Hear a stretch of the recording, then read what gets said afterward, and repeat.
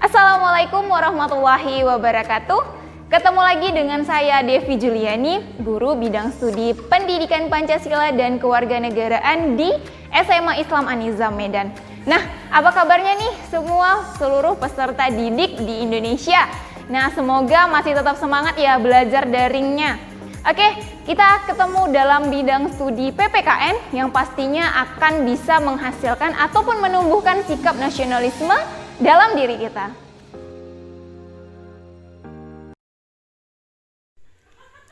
Oke, baik, kita awali pembelajaran pada hari ini dengan lafaz basmalah. Bismillahirrohmanirrohim. Nah, pembelajaran kita masih tentang bab 3 nih, yaitu sistem hukum dan peradilan di Indonesia. Oke, ini adalah pelajaran Pendidikan Pancasila dan Kewarganegaraan di kelas 11. Nah, masih ingat pembelajaran kita pada pekan-pekan sebelumnya, di mana kita udah bahas nih tentang makna dan karakteristik hukum, ya kan? Kita juga sudah bahas tentang penggolongan hukum. Ada 2 video pembelajaran tuh tentang penggolongan hukum, ya kan? Ada 8 penggolongan hukum. Ada berdasarkan apa aja? Yo, masih ingat atau enggak? Nah, kemudian ada tujuan hukum dan juga tata hukum Indonesia. Nah, jadi khusus di video pembelajaran kali ini kita akan membahas nih tujuan hukum. Kira-kira adanya hukum di Indonesia itu tujuannya apa sih gitu ya kan? Kenapa harus ada hukum? Kenapa enggak kita bebas-bebas aja gitu? Karena kan hukum sifatnya memaksa gitu ya kan? Nah, kayak kita akan bahas nih pada video pembelajaran kali ini. Dan untuk tata hukum di Indonesia itu akan kita bahas pada next video pembelajaran. Oke, langsung saja kita bahas tujuan hukum. Tapi sebelumnya silahkan simak video pemberitaan. Di informasi lainnya, Polrestabes Medan membentuk tim khusus pemburu begal. Tim ini dibentuk atas laporan warga yang resah belakangan marak begal sadis beraksi. Nah, ini kejadiannya di Medan, sangat Komplotan dekat dengan begal kita. motor kembali marak di kota Medan, Sumatera Utara. Kamis dini hari lalu, bahkan aksi begal sadis kembali terjadi di kawasan Titik Kuning, Kecamatan Medan, Johor, Kota Medan. Aksinya terekam CCTV. 4 begal merampok seorang pengendara motor. Korban selamat lantaran langsung kabur. Namun motornya berhasil digasak. Kasus kriminalitas seperti pembegalan, ya kan, pembegalan, perampokan, Kondisi dan lain jalanannya sebagainya sepi itu membuat dekat korban dengan tak kita. mendapatkan pertolongan dari siapapun. Nah, atau bahkan juga kita pernah menjadi salah Demi satu menjaga korban keamanan, dari warga tindak kriminalitas Polrestabes Medan tersebut. membentuk tim khusus pemburu begal. Tim berpatroli besar-besaran di beberapa ruas jalan protokol, memastikan tak ada begal yang berbuat onar dan sadis.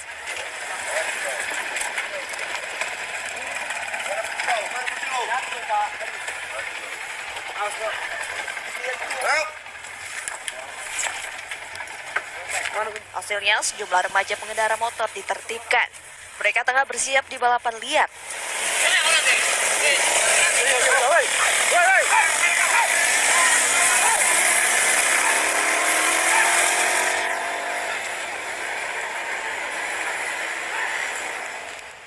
Saat dirazia, beberapa di antaranya bahkan membawa senjata tajam. Situasinya yang tidak menguntungkan kita laksanakan razia setiap minggunya harus ada. Karena untuk mengimbangi ataupun kejadian-kejadian yang ada di sini, utama begal yang ada di wilayah hukum Delitua, terutama di underpass. Demi memberikan efek jerah, beberapa remaja ditahan dan membuat surat pernyataan serta memanggil orang tuanya masing-masing. 52 motor yang terjaring razia ditahan, sementara di markas Polrestabes Medan.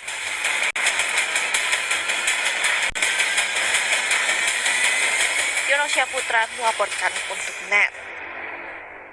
Nah, ini adalah salah satu dari banyak tindak kriminalitas yang marak terjadi belakangan di sekitaran kita, gitu ya kan? Nah, aksi para begal motor merupakan salah satu bentuk pelanggaran hukum yang sangat meresahkan masyarakat pada saat ini. Kita patut mengapresiasi atau memberikan penghargaan kepada para petugas kepolisian yang berhasil meringkus para pembegal motor tersebut. Nah, seperti pada video pemberitaan tadi ya kan, di mana kepolisian itu dengan cepat gitu ya kan berhasil meringkus para pembegal motor gitu. Sehingga ketentraman dan ketertiban di masyarakat betul-betul dapat terwujud. Nah, keberhasilan para petugas kepolisian tersebut merupakan perwujudan dari tujuan adanya hukum. Nah, walaupun memang khususnya ya untuk kita yang tinggal di Medan saat ini, itu kita masih belum merasa tentram damai gitu ya kan, karena memang tindak kriminalitasnya sudah sangat tinggi. Nah tetapi bukan berarti di balik itu petugas kepolisian itu tidak melakukan apapun gitu. Jadi sudah banyak kasus-kasus yang terselesaikan, sudah banyak para tersangka-tersangka yang ditangkap oleh pihak kepolisian gitu ya kan, walaupun memang masih banyak yang berkeliaran yang itu membuat kita meresah sebagai masyarakat pastinya. Nah setelah itu apa sebenarnya yang menjadi tujuan hukum itu? Nah, jadi tujuan ditetapkannya hukum bagi suatu negara adalah untuk menegakkan kebenaran dan keadilan, mencegah tindakan yang sewenang-wenang, melindungi hak asasi manusia, dan menciptakan suasana yang tertib, tentram, aman, dan damai. Nah, tapi coba kita lihat bagaimana kehidupan kita sekarang. Sudah merasa tertib, sudah merasa aman, ataupun sudah merasa damai belum? Gitu ya kan? Nah, mungkin di beberapa momen kita mungkin sudah merasa tertib, aman, tentram, damai gitu. Tapi mungkin di beberapa momen itu belum, gitu ya kan? Karena memang semakin banyaknya orang-orang yang berusaha untuk melakukan tindak kriminalitas tersebut. Walaupun memang sudah sudah jelas gitu bagaimana sanksi atas orang-orang yang melakukan pelanggaran terhadap hukum, tetapi masih banyak saja yang melakukannya, gitu ya kan? Oke. Nah, kita lanjut. Dengan adanya suasana aman dan tentram serta tertib di kalangan umat manusia, maka segala kepentingan manusia dapat dilindungi oleh hukum dari tindakan yang merugikan, mengingat kepentingan manusia seringkali saling berbenturan. Nah, untuk itulah negara mempunyai tugas menjaga tata tertib masyarakat dan berkewajiban melindungi segenap bangsa dan seluruh tanah air Indonesia. Negara juga mempunyai wewenang menegakkan hukum dan memberi sanksi hukum kepada yang melanggarnya. Jadi jelas, ya kan? Di video pembelajaran sebelumnya juga kita sudah membahas nih. Masih ingat? Kita membahas apa-apa saja yang menjadi sanksi atas pelanggaran hukum, gitu ya kan, baik dianya dari norma kesusilaan, kemudian norma hukum. Nah, itu sudah kita lihat bagaimana pelanggarnya, kemudian sanksi apa yang diberikan. Nah, itu sudah kita pelajari sebelumnya ya kan. Nah, jadi harapannya di situ tahu. Nah, kita lanjut nih. Tujuan hukum menurut para ahli salah satunya adalah guna mencapai keadilan dengan sepenuhnya. Nah, ini merupakan tujuan hukum yang diungkapkan oleh salah seorang ahli, yaitu bernama Aristoteles. Jadi hukum sendiri merupakan sebuah peraturan atau tata tertib guna menjaga serta mengatur tingkah laku masyarakat, menjaga ketertiban serta menghindari terjadinya kekacauan dalam suatu negara. Hukum sendiri biasanya berbentuk norma dan bahkan pada pertemuan pembahasan bab 3 pertama juga kita sudah jelaskan gitu ya kan, kita sudah dudukkan apa itu pengertian dari hukum. Nah, bahkan diibaratkan hukum itu sebagai pagar pembatas pada kebun binatang gitu. Jadi memang yang membatasi. Bayangin aja kalau misalkan di kebun binatang tersebut tidak ada pagar pembatasnya gitu kan, siapa yang akan datang ataupun siapa yang akan berkunjung ke kebun binatang tersebut? Maka tidak akan ada.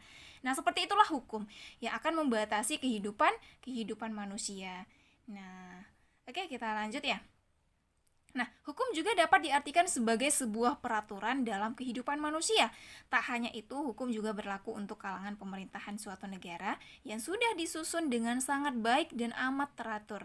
Perlu diketahui, hukum memiliki sifat mengatur tata kehidupan dalam bermasyarakat, memaksa para warga untuk bertindak patuh serta melindungi berbagai hak masyarakat.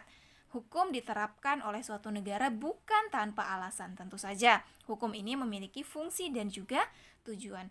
Nah, ingat, kita tinggal di negara yang berlandaskan atas hukum, gitu ya kan? Segala kehidupan, segala sesuatunya itu diatur dalam peraturan perundang-undangan, yaitu Undang-Undang Dasar tahun 1945. Nah, bayangin aja nih, misal kita tinggal di Indonesia tanpa adanya hukum, bagaimana kehidupannya? Akan semrawut gitu ya kan? Akan tidak ada yang namanya keteraturan. Nah, segala sesuatunya itu akan selalu berbenturan. Nah, itulah kalau kita tinggal di suatu tempat yang memang tidak ada aturan hukumnya. Artinya tidak ada pagar pembatasnya tadi gitu. Nah, contoh kecilnya saja, misal peraturan lalu lintas nih, tidak ada yang namanya lampu merah ataupun tidak ada yang namanya rambu-rambu lalu lintas. Apa yang akan terjadi? Nah, sedang ada peraturan tentang rambu-rambu lalu lintas, tentang lampu merah, itu masih banyak terjadi kecelakaan ataupun masih banyak terjadi pelanggaran gitu ya kan. Bagaimana kalau tidak ada? Maka tingkat kecelakaan akan semakin sangat tinggi.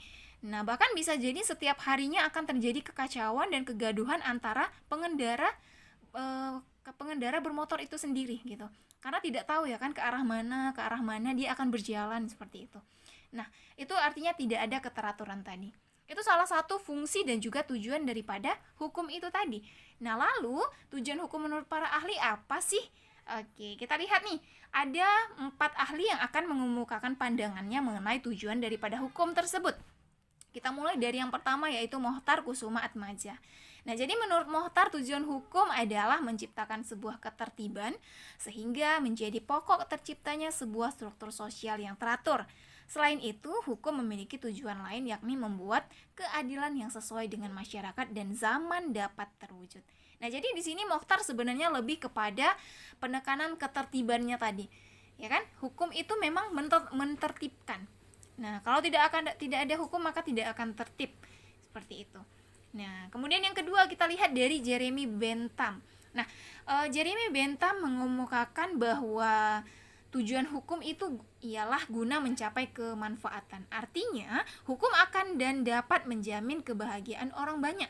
Nah, teori tersebut juga dikenal dengan teori utilitis. Nah, jadi di sini Jeremy lebih menekankan kepada kemanfaatannya. Nah, manfaat hukum, gitu ya kan?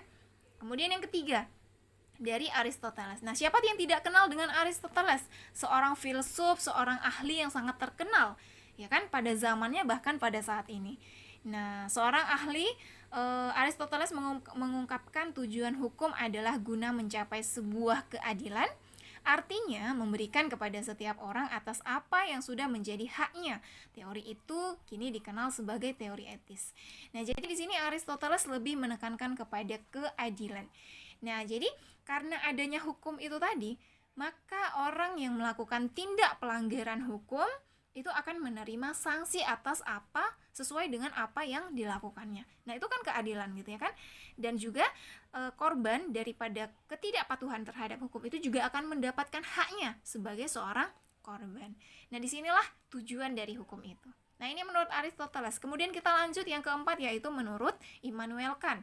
Nah, tujuan hukum selanjutnya menurut Immanuel Kant adalah keseluruhan syarat yang dengan kehendak bebas dari orang yang satu dapat menyesuaikan diri dengan lainnya untuk menuruti peraturan hukum soal kemerdekaan. Nah, ini pandangan dari Immanuel Kant. Jadi kalau kita lihat tadi ya, mengenai tujuan hukum dari keempat ahli kita tadi, itu memang memiliki pandangan yang berbeda-beda mengenai hukum ini. Ada yang dia lebih menekankan kepada kemanfaatannya. Kemudian ada juga yang menekankan kepada keadilan. Nah, ada juga yang menekankan kepada kebebasan, ya kan? Soal kemerdekaan. Nah, gitu. Oke. Jadi, itu adalah tujuan dari hukum. Kemudian, fungsi dari hukum secara umum itu apa sih? Nah, kita lihat sedikitnya ada 7 fungsi dari hukum secara umum. Di mana yang pertama, memberi petunjuk untuk warga dalam pergaulan masyarakat. Jadi hukum yang mengatur nih bagaimana kita hidup dalam pergaulan di dalam masyarakat. Artinya dia petunjuk yang mengarahkan gitu ya kan. Kemudian yang kedua, melaksanakan dan mewujudkan keadilan sosial bagi seluruh warga dalam bermasyarakat. Bayangin aja kalau nggak ada hukum nih, apakah akan terwujud keadilan sosial? Tidak. Bahkan sudah ada hukum, kita tinggal di negara hukum yang semuanya diatur dalam perundang-undangan yang tertulis, sanksinya juga jelas, keadilan sosial juga masih belum sepenuhnya terwujud gitu. Bagaimana kalau misalkan tidak ada hukum? Maka ya tidak akan pernah terwujud deh yang namanya keadilan sosial tadi, ya kan? Oke, kemudian fungsi yang ketiga yaitu mengatur interaksi serta pergaulan antar manusia guna mencapai kedamaian. Kalau nggak ada hukum nih, nggak bakalan damai. Ya kan, pergaulan antar manusianya itu ya udah suka-suka hati aja, karena memang tidak ada yang membatasi, tidak ada yang memaksa untuk melakukan ini gitu ya kan. Hukum itu sifatnya memaksa, tetapi memaksa kepada yang memang kebaikan gitu ya kan, bukan memaksa kepada keburukan. Nah, kemudian yang keempat, menjadi sarana untuk penggerak pembangunan nasional. Lalu yang kelima, mendatangkan kemakmuran dalam kehidupan di masyarakat. Lalu yang keenam, menjadi alat dan fungsi kritis sosial. Lalu yang ketujuh, memberikan jaminan kenyamanan, keamanan, serta kebahagiaan kepada masyarakat. Nah, ini adalah 7 fungsi dari hukum secara umum.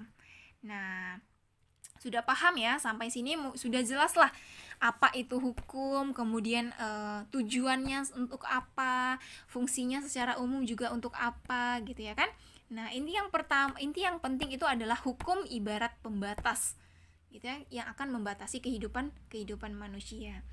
Nah, hukum juga memberikan jaminan yang namanya kenyamanan, keamanan, serta kebahagiaan kepada masyarakat. Oke, baik.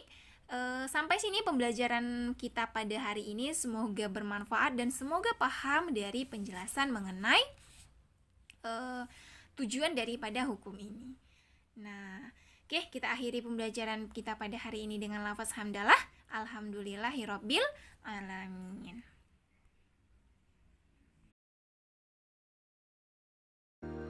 Demikian video pembelajaran kita hari ini. Sampai jumpa pada video-video pembelajaran selanjutnya. Dan jangan lupa, kalau video pembelajaran ini bermanfaat untuk kamu, silahkan di like, komen, dan juga share video ini. SMA Islam An-Nizam Medan, unggul, cerdas, islami. Wassalamualaikum warahmatullahi wabarakatuh.